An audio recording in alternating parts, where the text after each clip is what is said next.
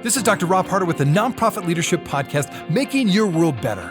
What does it take to be an effective nonprofit leader today? What are the biggest challenges? What are the biggest obstacles? How should nonprofits fundraise in an economy that is constantly changing? All of these reasons combined led me to start this show. And it's my hope that through this series, people can learn not only what it takes to be an effective nonprofit organization, but to hear from effective leaders who are successfully making a positive impact in their communities. We hope you enjoy this show, as together we hear how they are making their world better. Well, one of the challenges for an effective nonprofit leader right now is getting the right information so you can make solid financial decisions to help your organization thrive. Well, to do this, you need the best accounting and donation software. Researching, learning, and maintaining software can get really costly. So let me save you some time and money. Aplos just might be the solution you're looking for.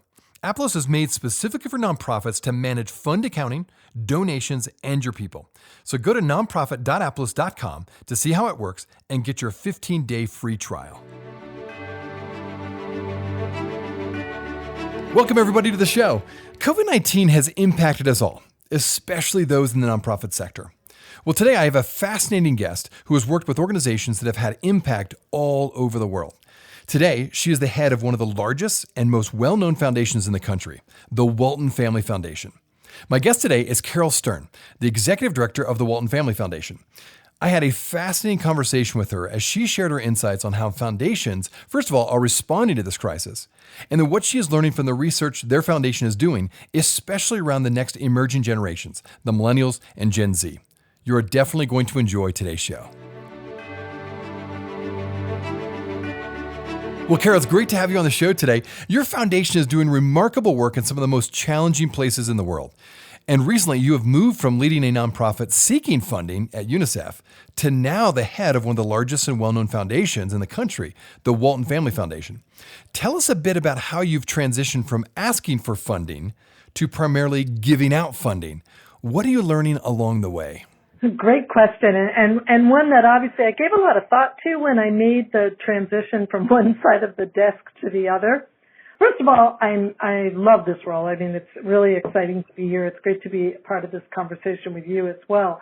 And the Walton Family Foundation, at our core, it's a family-led foundation, and we are dedicated to creating access to opportunity for people and for communities. And we do that by improving K through 12 education. We do that through oceans and river conservation.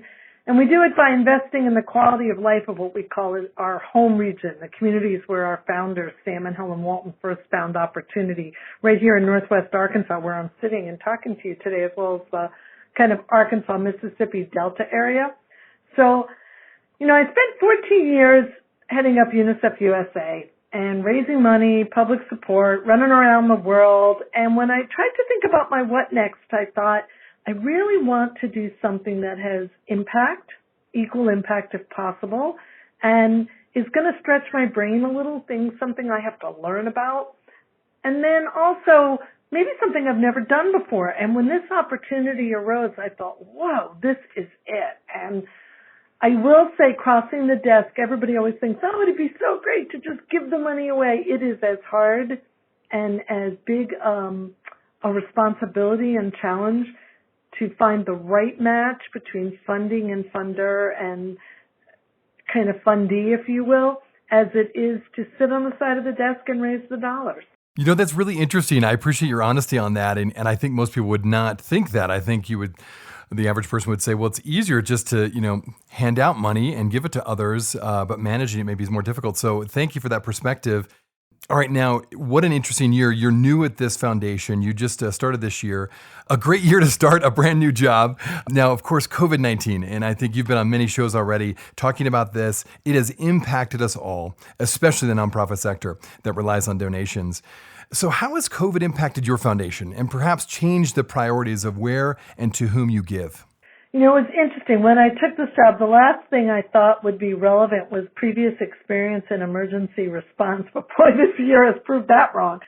For our foundation, I think our first priority when COVID hit was, obviously the safety and security of our own team, our own staff, but after that was supporting our grantees. How do we work with those we're already working with and ensure their success. And we began working literally around the clock to understand what the impact was of the coronavirus on each of the organizations and the work that we were already supporting. And we knew we couldn't solve every problem they were having, but we wanted to at least think about, how are we going to come out of this moment in history? We need to be responsive to their needs. So we listened a lot in the beginning.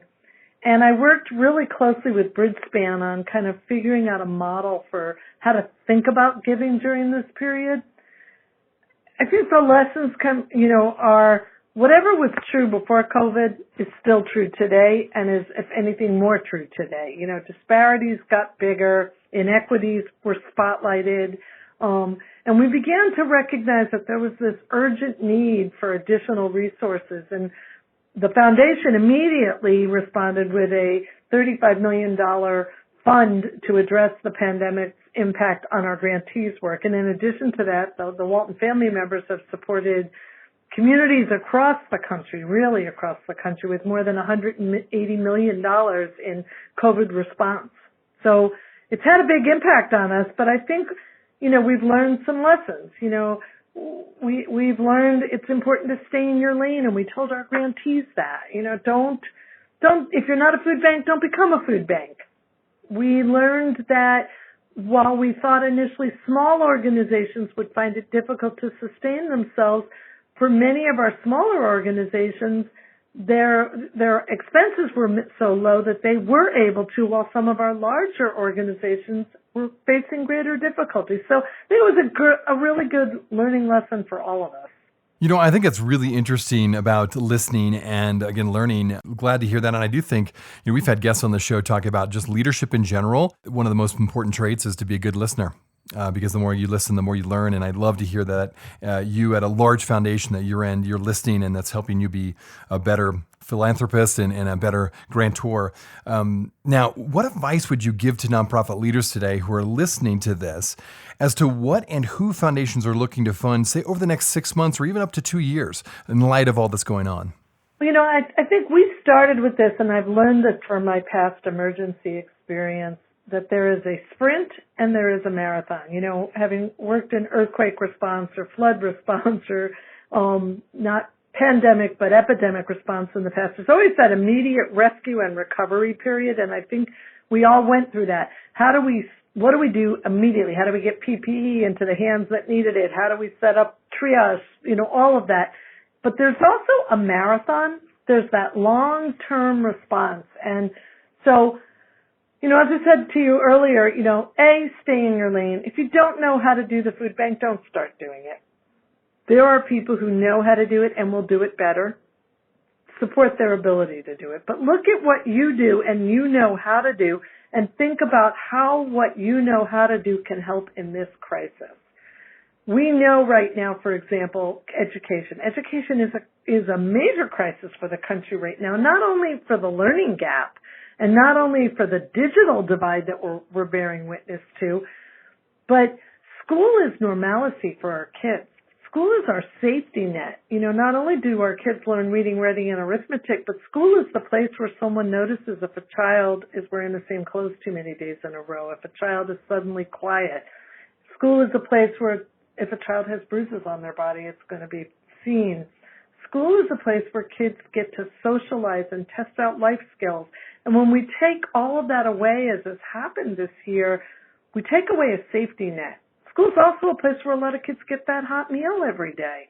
So we take away some very basic pieces of a child's life. And so one of the things we're looking closely at right now is kind of the psychosocial support of children. How do we ensure that they're okay during this pandemic?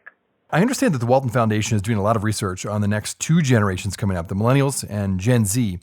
With the millennials as today's largest generation living in America, and in Generation Z, of course, whose influence is growing really quickly, particularly with social media, the Walton Foundation is partnering with Echelon Insights, I understand, to find out what these two generations of Americans think about their own futures. So I'd love to hear, give us a few things from this research, starting with what has surprised you the most through your research so far? Well, it's been really interesting. I often describe, a foundation as kind of that space between standing on the shoulders of those who come before us and the world we're going to leave behind for the children who will inherit it. And that's kind of where the foundation works. We have a legacy of a family that set us up, but we're all about what's tomorrow. And if we're all about what's tomorrow, we got to go find out what tomorrow's leaders want, think, and that's really behind our research. And I think what has surprised me the most, God, we learned so much from this research. I think, despite growing up in the shadow of 9/11, of 2 wars, of a financial crisis, and now in the midst of a global pandemic, okay, millennials and Gen Zs were optimistic. They were really optimistic about their futures, and most of them believe that the American dream is within their reach. And I was fearful as we began this that we were going to learn that pessimism had set in, and that is not what we learned. As a matter of fact, we found that nearly half of young Americans expect to have a better life than their parents. So, which is amazing. And that number even went up when when you break it down further. 6 in 10 Black, Latino, and Asian respondents reported even greater optimism than that. So I think the optimism was refreshing and exciting to us. And I think also on top of that, we learned that the American dream means something different, though, to Gen Z and millennials. My generation, I won't give my age, but my generation is not either of those. My generation, the American dream was a house and a picket fence, 2.5 kids, and a dog. Okay? That's not the current generation's American dream. What they see as the American dream is having the opportunity to build a life they dream of. Like, they get to define it on their terms, but that America gives them the opportunity to both define it and achieve it. That's the American dream. And I think that's refreshing. I like that. No, it's really interesting and it is refreshing. As we stay on this project, this research project you're doing, what do they fear will stand in their way? And perhaps how has COVID impacted that from what you can see? Well, 62% of the millennials and the Gen Zs say that the pandemic has definitely made it harder for them to succeed in life, But almost all believe they're going to move beyond the effects of this virus. Like, this is going to end and we're going to come out the other side. 8 in 10 said that they believe having a high-quality education is very important to that better life. But 43% say higher education is too expensive or hard to access for them, which is a very interesting. I thought that number was really, really interesting. And then the other thing that I thought really stood out to me is that 74% say that the environment is my community and that clean air and water are so absolutely essential. So they're really concerned about the environment when they think in terms of their future. I think for 20 and 30-year-olds, I think back on my life at that age, and it was very social. It was a time in which I defined where I wanted to live, what organizations I wanted to be active in, what causes mattered. Most people meet a partner during that period. And now all of that, too, for this age group is much more restrictive. So I'm sure it's a very difficult time for millennials and Gen Zers. But again, they're optimistic. They believe we're going to come out the other side.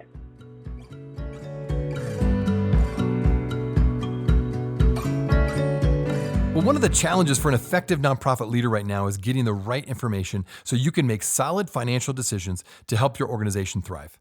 Well, to do this, you need the best accounting and donation software. Researching, learning, and maintaining software can get really costly. So let me save you some time and money. Aplos just might be the solution you're looking for. Aplos is made specifically for nonprofits to manage fund accounting, donations, and your people. So go to nonprofit.aplos.com to see how it works and get your 15-day free trial. Hey everybody, Rob here. Thanks so much for listening to the Nonprofit Leadership Podcast. If this is your first time listening to us, I wanted to make sure you're aware of a whole group of other episodes with fascinating guests that I previously interviewed. Just go to our website, nonprofitleadershippodcast.org. There you'll find numerous interviews of nonprofit leaders from all over the country, and even from different countries, all trying to make their world better. I also want to make sure you knew about how to get some more great content. When you go to our website, just look at the top right section of the homepage under the words subscribe. You can simply type in your email address, and then you will be added to our monthly email update. In addition to getting great access to some superb content, you'll get the latest podcast shows right to your inbox. Now, this way, you'll never miss any of the interviews or content on this show. If you have any questions or comments, do not hesitate to email us Thanks again for listening. Now back to the show. Okay, now you've had a lot of research. I've learned that education and the environment are two of the top priorities in terms of what you do there at the Walton Family Foundation. Why are these values so important to you, and why are they so important to these generations, and how should we as leaders respond to these priorities in your opinion? You know, I think when it comes to education, and I'm going to bastardize the quote a little, but Thomas Jefferson had a quote, and it's something like, if we solve all the problems of the world and we fail to solve the problems of education, then our children are going to destroy what we bequeath them. But if we solve only the problem of education, our children will solve the problems of the world. And I believe that, and I know our foundation believes that. And I saw time and again as I traveled the world for UNICEF that education was the only tool in the arsenal that truly interrupted a cycle of poverty, that truly opened doors to alternative lives and to opportunity. And so, you know, I think you'd be hard-pressed to argue that education is not a critical factor to success. In terms of the environment, you know, it's an interesting thing. This is our planet. The planet is our community, and we have to take care of her health. And I grew up in a home where we definitely believed that we have to leave the earth better than we found her. And unfortunately, we've gone through long periods of time where that's been a neglected part of our lives. And I think the current generation sees the value in that and is demanding it. And I applaud them for it. Yeah, well said. And, you know, as we move towards leadership, this podcast is all about leadership. And you've had a lot of leadership experience. And that's one of the reasons I was excited to have you on the show. Could you share a bit about the biggest challenges you are facing in leadership right now at the foundation, and how are you tackling them? Well, you know, I keep kidding everybody that I'm going to write a book one day called Onboarding in the Days of COVID. You know, I literally had 5 weeks in the office before COVID hit, and we went to work from home. And we have offices in several cities, and I hadn't even met all of the staff, so that my first few Zoom meetings, I found myself, you know, with multiple screens, and while someone was talking, looking up on the other screen, do they work for me? You know, so it was a real challenge to think about, how do I form a relationship with these people and only have access to them through a computer? And similarly, how do I take my leadership team, the senior top of the pyramid here, and coalesce them into a team with me, because I am a believer in teams, and how do I do that? And so some of it was fun things we did. You know, we tried to just keep humor and keep optimism. I think it's really important right now as leaders that we remember this is a tough time, and when tough times hit, we're not always at our best. And so patience is a virtue, and I think even more so right now. We have to understand that however bad our day may be, our employees are struggling with those same issues. They have kids at home. They have pets at home that are going to bark. They have noises outside because the neighbor is mowing the lawn, and we're just going to have to put up with that. But as leaders, we also not only do to put up with that, but we should make it part of our lives. So I love now when a kid is sitting in on one of our meetings. Sit on your mom or dad's lap. Join us. Tell me what you think. Because rather than fight it, join it. I think as leaders also, we have to go the extra mile to ask how those who work for us are.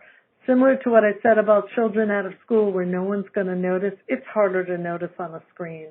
So actually asking, taking time one-on-one to have conversations and just say, how's it going? How are you handling this? Can we provide something else for you? We really beefed up our support services for our teams once we went to work from home. And I think as leaders, that's a primary responsibility right now. Well, I think you definitely should write that book, because what a great year to start your new job. And you're right, all those things you talked about with Zoom and the challenges of working from home and being isolated and separate from your team. I know, again, I've had multiple people on the show that's a reality, and it's very difficult. And sometimes, like you said, you have to let those things go and focus on those key things that do bring you together and what your mission is. I'm curious, you know, with you've had so much good experience. Is there a leader or two that you really look up to, either who lives currently or maybe from the past, that has really shaped your style of leadership? You know, it's really interesting. This is not someone you're going to find, you know, in a leadership book necessarily, but I look to my mom. My mom is a child of the Holocaust. She came to this country at the age of 6. It was her brother who was 4. They were raised in an orphanage for many years. It was 10 years till the family was thankfully reunited. And she led by, first of all, as soon as we always tease her, as soon as you could hold your own bottle, you had a sign in your hand. But she taught us early on the significance of our voice, of using our voice and using it productively and using it in ways that promote conflict resolution, not up the heat. And I think so much of what I do and whatever wisdom I may bring to it, I got from her. I also, had the privilege to be part of the team that built the Martin Luther King Memorial in Washington, and through that had access to a lot of notes and more private writings of someone who I consider to be one of our nation's greatest leaders ever. And I think I learned more from his writings and as a younger person from watching him on television and listening to him speak, he had a dramatic impact on my life. A final question about fundraising. From a foundation's perspective, with the trends in our society coupled with the challenges of COVID-19, do you believe that today's nonprofits need to begin to retool their fundraising strategy? And if so, why and how? And if not, why not? Well, I think all of us have to retool some of our strategies. I have over 40 years of fundraising experience, and I think so much of it is about relationships. And again, defining how you create and sustain those relationships when you can't have that personal opportunity to break bread together, to travel together, is hard. And so I think foundations who are granting, but then I think nonprofits who are fundraising, we all have to take a step back and say, how are we going to consciously change what we do to ensure that we continue to build relationships? So on that level, everybody has to. I think also there is obviously different competing priorities. When I was still on the fundraising side, we always looked at a presidential election year as a year that you set your expectations a little lower because disposable income often went to political campaigns in that year in ways it didn't in other years. So this year we've got a pandemic and a presidential election, so I would imagine that has forced some retooling. And then also, nonprofits have to be able to think about the service they provided, the ability to continue to provide it in a COVID world, and how sustainable is it, or if I, as a donor, do I believe you're going to be able to provide that service today? And I think the hardest hit groups by that are the arts. So many who are dependent on performance revenue. And so the fact that performances may not be able to take place live, and how are they accommodating that? I'm watching theaters, who are doing outdoor performances. I'm watching some who are doing online performances. I'm watching some amazing creativity, actually. And I hope that when we go back to being able to be together, we don't lose all of that, because some of that has made arts accessible to some who otherwise would never have gotten there. People that are listening are going to want to find out more about you, find out more about the Walton Family Foundation. How can people find out more about you? Do you have a social media page you'd recommend, or a website you'd like to send out? How could people get a hold of you? Well, the Walton Family Foundation, definitely has a website. It's all one word, waltonfamilyfoundation.org. Real easy. And if you go there, you can read stories of our grantees, they're the people on the ground actually doing the work. You can watch the videos. There's lots of great videos there that illustrate and showcase the efforts of the foundation. And you can take a look at the library of reports. We have done extensive research, and we do make all of that available to anyone who is interested. And then we're live and alive on Facebook, Twitter, and Instagram, so you can look for the Walton Family Foundation on all three. I love it. That's excellent. Well, thank you for sharing that. And maybe one last word as we close out this interview. What has given you hope today that things will move forward and that the future is brighter? I think I'm just, an optimist at heart, so I tend to always believe things can't get worse, they have to get better. But what's mostly giving me hope right now is, in the midst of all of this, to see the voices of youth, to see the voter turnout, whether you agree or disagree, no matter who you voted for, look at the fact that America responded.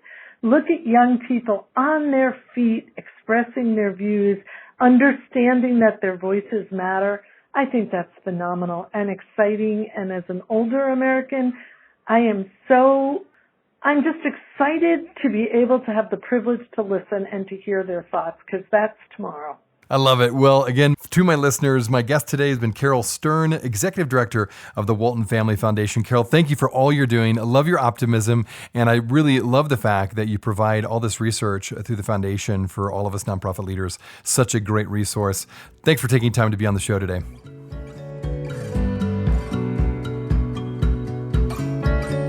We're excited to have Aplos as the sponsor of this nonprofit podcast. And what's unique about Aplos is that they are dedicated not only to providing you with the best tools, but also to offering free training from their in-house experts and CPAs. Right now, you can get access to a solid webinar on 5 essential financial reports for nonprofit leaders. To get access, go to nonprofit.aplos.com. Hey friends, I wanted you to know that this podcast can be found on both iTunes and Spotify. If you're wondering how to find it, just type in the words Nonprofit Leadership Podcast, and this podcast should show up. We also encourage you, when you go on iTunes, let us know what you think. Give us a review. Give us a rating. We would love to hear what you think of this podcast, and your feedback will help expand this podcast to get it out to as many people as possible. You can also find other resources and interviews of past guests on my website, nonprofitleadershippodcast.org. Again, that website is nonprofitleadershippodcast.org. Thanks again for listening, and until next time, keep making your world better.